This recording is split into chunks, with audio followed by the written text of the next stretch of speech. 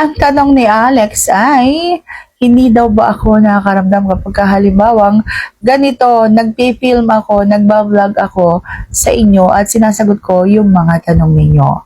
Sasagutin natin yan. Interesado ka bang malaman kung wala kang sagot?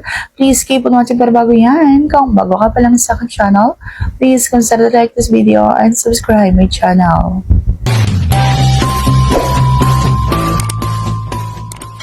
Kapag halimbawang nababasa ko na yung mga tanong ninyo at iniisip ko kung anong mga dapat kong sabihin sa inyo, nakakaramdam po ako. Pero kapag halimbawang nag-uumpisa na akong magsalita dito sa inyo, so syempre wala.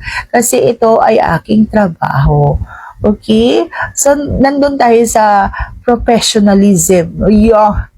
So, kung makakaramdaman ako bago ako mag-vlog, bago ako mag-film, yan ay nakakaramdaman ko. Lalo na kung halimbawa nga, maganda-ganda yung ating mga pinag-uusapan, lalo na kung halimbawa nga, gustong-gusto ko yung mga pinag-uusapan natin.